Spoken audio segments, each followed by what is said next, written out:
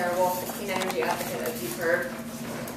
And I also, for interest of disclosure, my mother is a renewable energy developer. She most recently developed a project down in Stratford, Vermont, a 7-megawatt project. So I do not work for her, but I am related to her.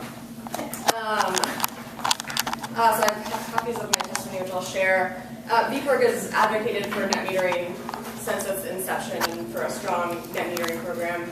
We were heavily engaged in the development of this last rule and the rulemaking proceeding. I did want to start by taking a step back and just talking about why net metering is important, was important, and continues to be important.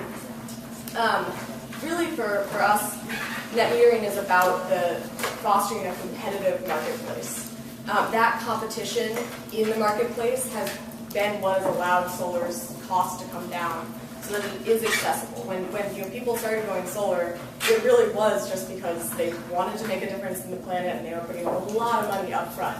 That's great, and those people helped found the industry and helped found our renewable energy progress, but it also restricts it to a very certain class of people.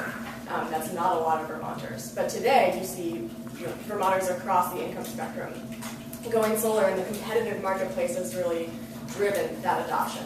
When net metering started, it was too risky of an investment for utilities to get into solar. It just wasn't, they didn't have the stability, whereas industry could come in and get the financing and actually build that market. That was really important. And that's what's led us to where we are today. That competition continues to be important. Having multiple players in the marketplace is what brings down costs, is what drives innovation, is what gets these products to more and more Vermonters. So that it's, again, not just limited to certain classes of people or certain locations. In particular, I'm going to focus a lot today on community solar and the sizes for people who can't put solar on their own roof for whatever reason, but want to still participate in the transition and should be able to.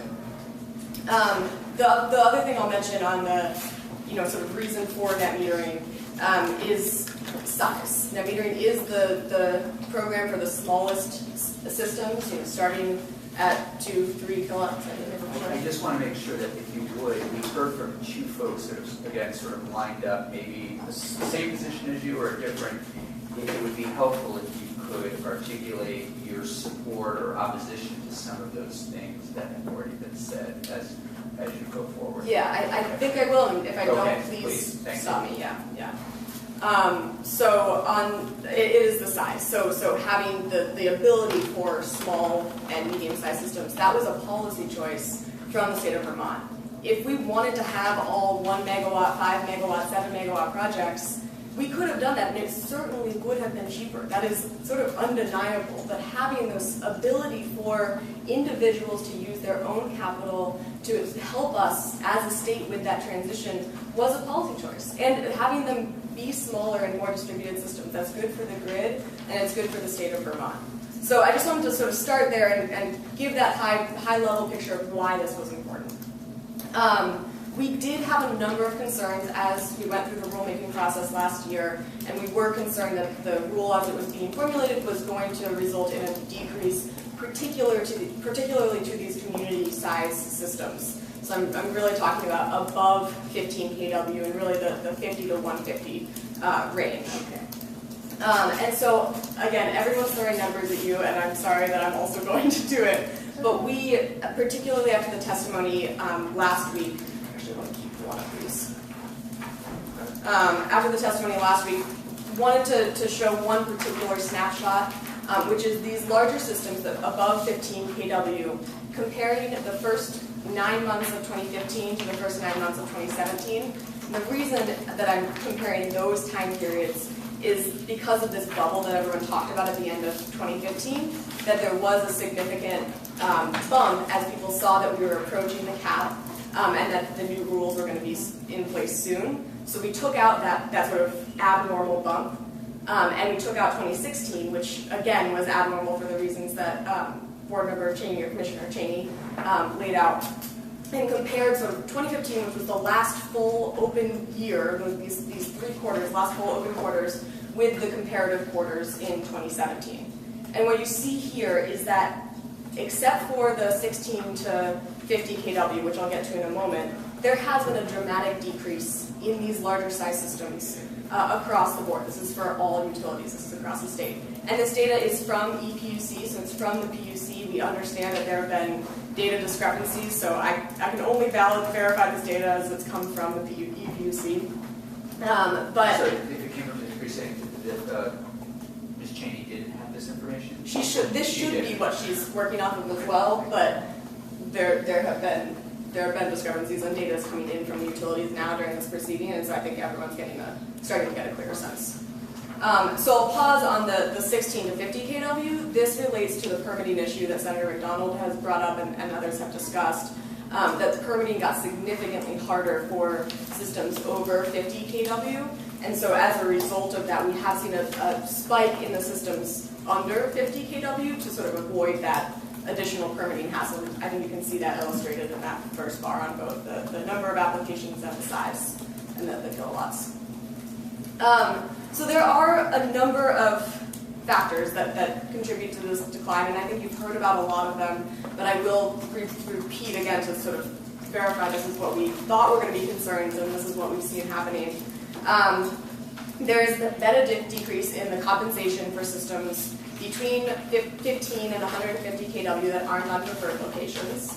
And that, again, is the size category for the majority of community solar systems. So this has decreased the availability and option for those size systems for residential customers who may not be able to put solar on their own homes to still have this opportunity to participate.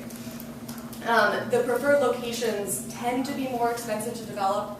That's not always true. And so, you might say, well, they can still develop this size system, they just have to put it on a preferred location, but it's not always economic. I would see a roof, since things need to be put up on cranes, if it's any size roof, being definitely more expensive to do. Yeah, absolutely. But you all did advocate, I know Ben Walsh did with me and Natural Resources, to move forward with preferred locations. Yeah. And that was a big push from you guys, because I think you saw what we were all hearing out there, that people didn't want certain areas, certain landscapes to be interfered with, if you will, prior to preferred locations being used. Yeah, and thanks for bringing it up. We really did. We advocated No, I know, for but locations. you really did, heavily in Natural Resources. And, years ago. yeah. I mean, it was a big push. Yeah, yes. And So you're there's, seeing, right. Yes, okay. So I don't want to lose sight of that. Right, but what we were not advocating for is that the other systems would be unable to be built on, the other locations. We were advocating for preferred locations to be preferred, to be incentivized, but not to have this disincentive to build anywhere else. And so in some ways this has been a success. We've seen build out on preferred locations. Rooftops is actually a great success, and I think the permitting has been a huge part of it. It's much easier to permit. But there are only so many roofs that can actually support a large size system. A lot of them just aren't even built for that kind of load. And we're seeing a lot of these preferred locations that have gotten no systems. There have been no net metering parking lot canopies since the new rule was implemented. When was the new net metering rule implemented? January 1st of 2017. So it hasn't been a lot of time. There hasn't been a lot of time. It hasn't been a lot of time. That is true. But we Yeah. have seen other preferred locations come in. And so I think the reason that we haven't seen some of those preferred locations be built yet is a combination of those are the more expensive sites, parking lot canopies in particular. It's a lot of infrastructure to build. I was for going to those. say, have we got any parking lot canopies? There are parking lot canopies that were built prior to the 2017 change. Well, I just can't remember having seen any. Where are Artisan, they? so Hunter Mountain Co-op, first of all. That's Oh, that's two little, yeah. It's little, right? So that was an under 15 That's my kW. carport, yeah. Right. And there is a larger one at Artisan Coffee that was permitted in 2016 in on the Stillwater Road. All right. But yeah, there's only a couple But across the nothing of state. any real size. Right, and that's something that we have advocated for building out more of those. It's sort of an obvious pairing of renewable energy and space that we have here in Vermont. But right now it seems like the economics, both between the rates and the additional permitting hassle, don't make sense for those systems for the time being. And there are several other categories that haven't seen that, the sites be built.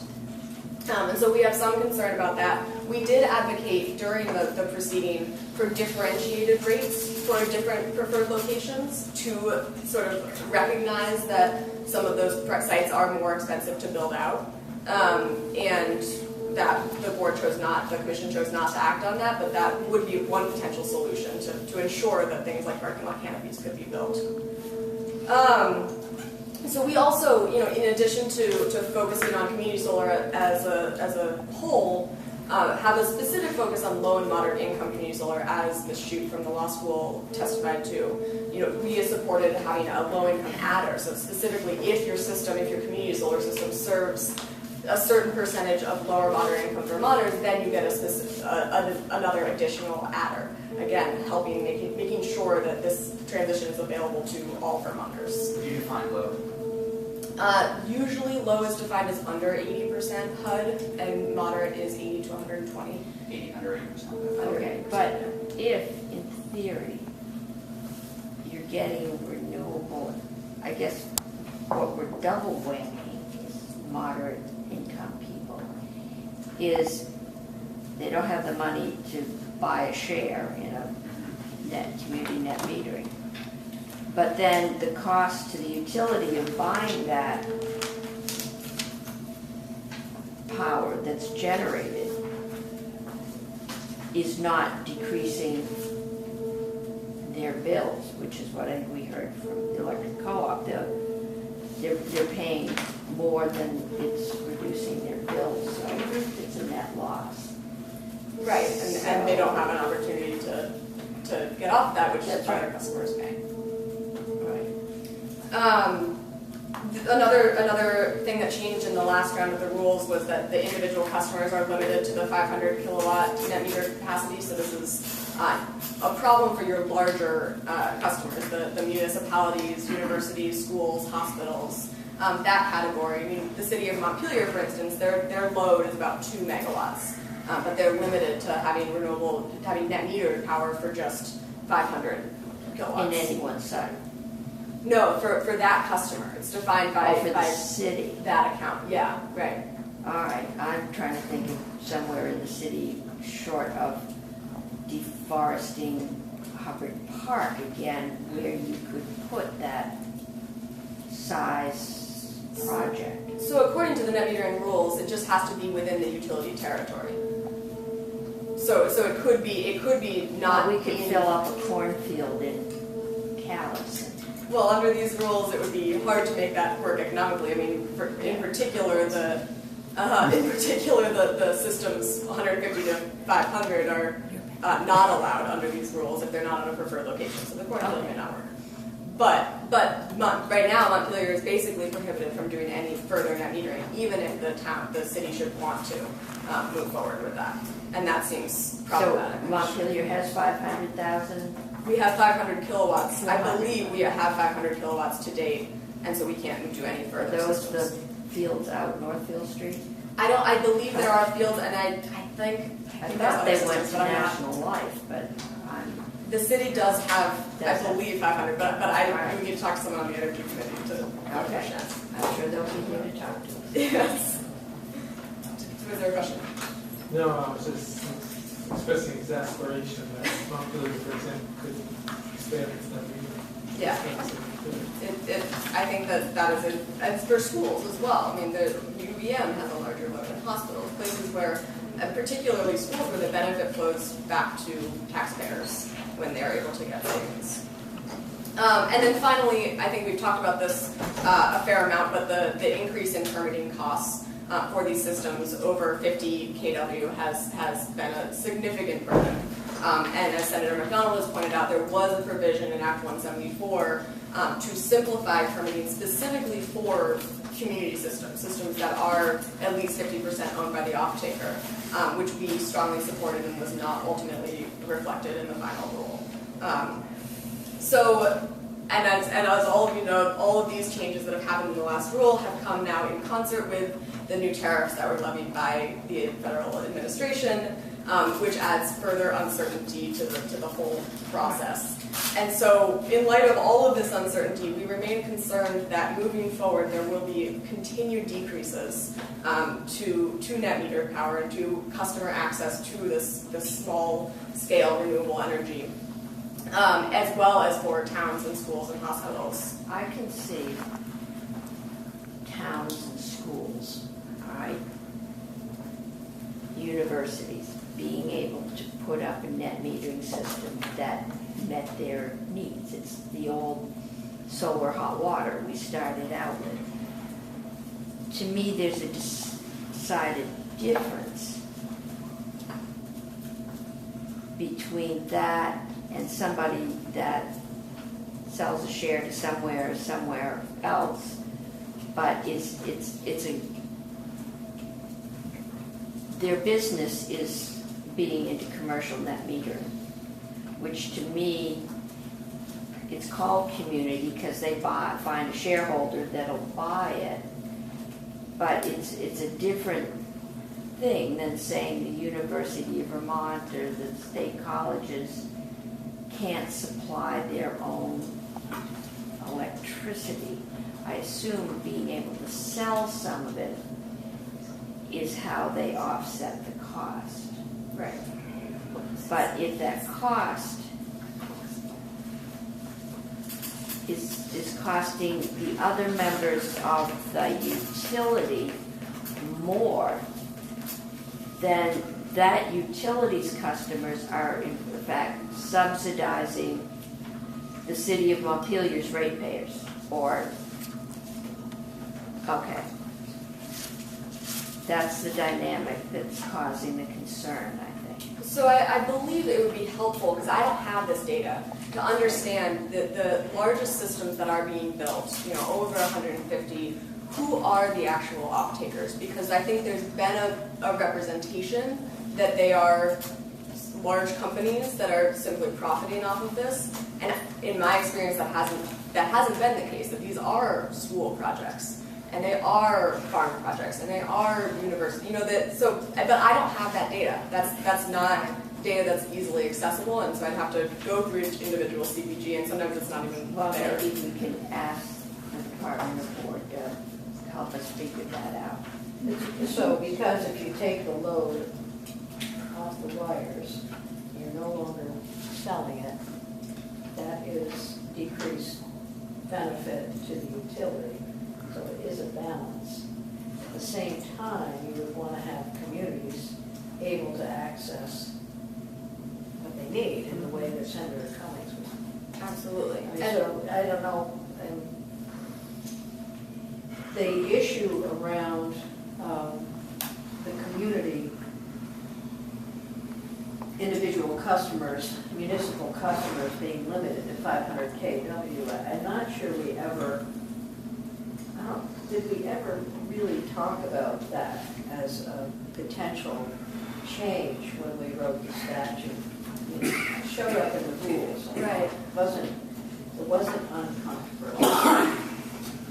That is correct. I wasn't here in 2014, and so I'm not Yeah. positive whether that customer level cap was discussed. I don't believe that it was, but I can't say for certain.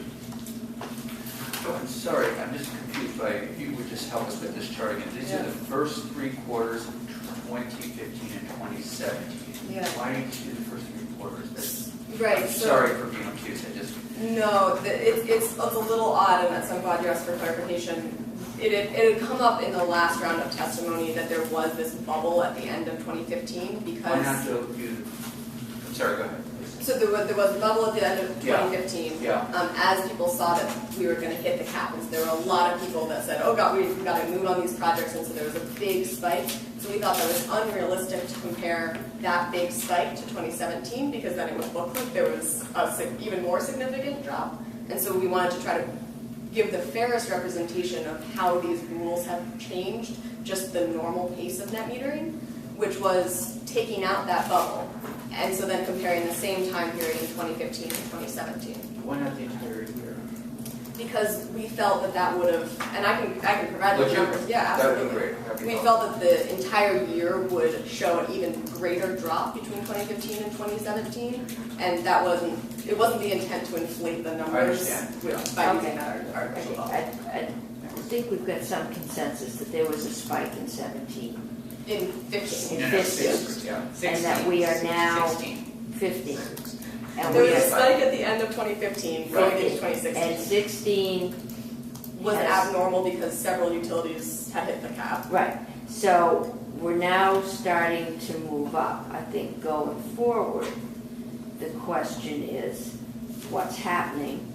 Is it what we want to have happen?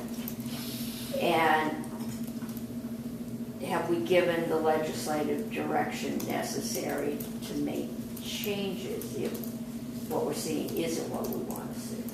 And the point I was... Sorry, now, do we have a bill that we're? No. No, okay. And the point I would make on that, I think We'll this find. addresses your question as well, Senator Campion, is, you know, what is the action that, if I was asking for something, I'd be asking for, and from my perspective, it's stability. Given the recent tariffs, given the fact that this is only 1 year into this brand new program, I think further changes would be a bad idea. We need to see how this is working out. I believe that there are, you know, fixes to permitting that could be done, but in terms of the broader rates, I think stability is what's needed so we can actually understand what the impact has been. So you're not looking for any immediate changes at this point? This is more of an update, steady as it goes? I But I'm brought this up concerned that there are because there was discussions all the about headlines, 50% drop in solar projects, 50% drop in solar jobs. Might as well, that sounds significant. We should take a look at what's going on. There is no bill, I'm sure up there we can find one that we can decorate. If But we again, I get just, for some clarification, you're not advocating for that. You're comfortable with seeing how things play out. But I'm Okay. concerned that others are advocating for I see. changes that would be concerning. Well, Thank you.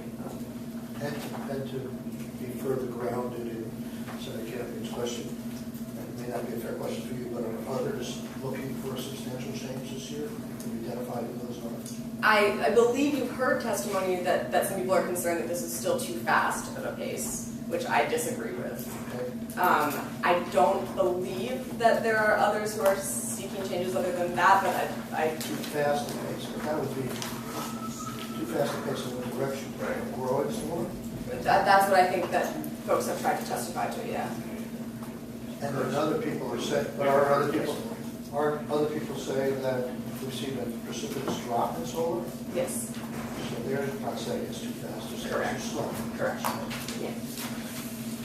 And that's what I would say, that we've seen a precipitous drop and that we should, But we saw a precipitous drop from a precipitous spike. I mean, it went up very quickly and then it came down very quickly.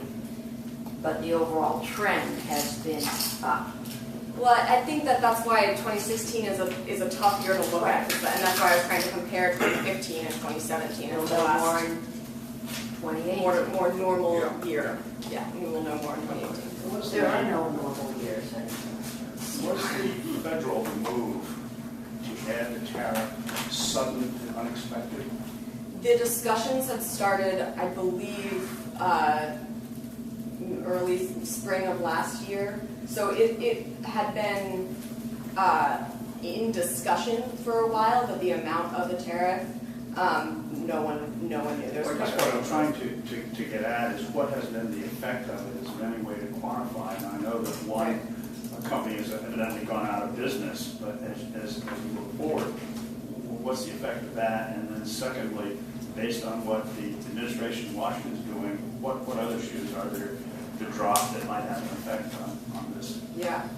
On the tariff side of things, I know there was a movement to sort of stockpile to shield from the impacts of this. So my guess is that we wouldn't see impacts for a little while because the existing stock is protected. And so as people need to pull in, then we'd understand what the actual price impact is. So I think we won't have a sense of that for another year or so. On the federal side, your guess is as good as mine in terms of what comes out of there. And honestly, that uncertainty is certainly a cloud in terms of what we're going to be able to do in the next few years. I think we may be looking for a way to heat people's homes with selling this electricity at a low price. I think that could happen. So, It takes some insulation. take some insulation. Okay, Thank you. other questions? No, I just see one of the issues that we're dealing with green power and others is the speed and the pace of this change changed.